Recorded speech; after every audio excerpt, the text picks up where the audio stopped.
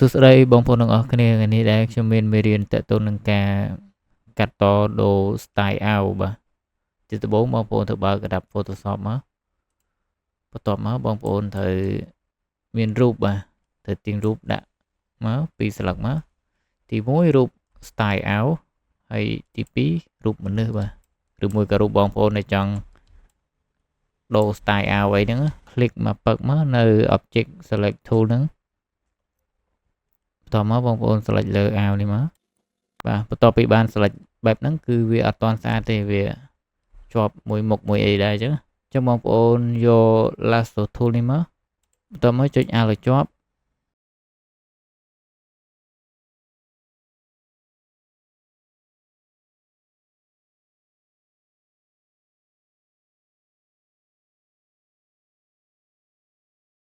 បាទពេលបានប៉ុណ្ណឹងហើយបងប្អូនបង្កើត layer មួយមកបាទបន្ទាប់មកបងប្អូនចូលកន្លែងនេះមកបន្ទាប់មកយកពាក្យ solid បងប្អូនដាក់ពណ៌អីក៏បានដែរតែខ្ញុំដាក់ពណ៌ហ្នឹងហើយបន្ទាប់មកចុច OK បន្ទាប់មកបងប្អូនចូលកន្លែងនេះមកហើយយកពាក្យ multiply នេះយកហ្នឹងមកបន្ទាប់មកបងប្អូនចូលកន្លែងនេះបន្ទាប់មកយក blending option នេះមក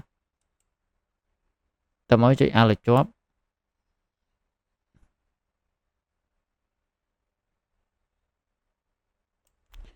ទាញសេរីវាចឹងមក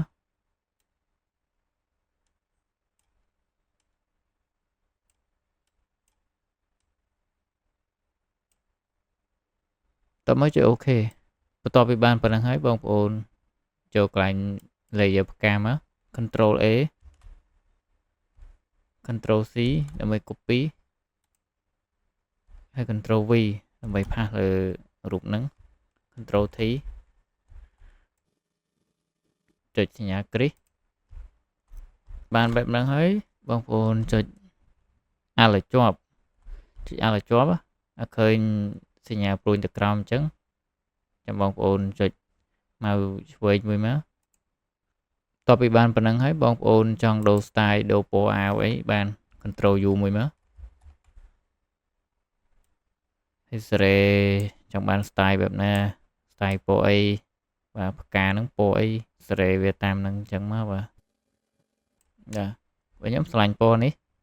បន្ទាប់មកចុច OK កន្លែងនេះបើសិនណាបងប្អូនចង់កែ double click លើវាមកបងប្អូនសេរីតាមនឹងបានទៀតសេរីវាចឹងមកតាមជាក់ស្ដែងរបស់រូបភាពបងប្អូនបាទខ្ញុំយកប៉ុណ្ណឹងហើយចុច OK បាទ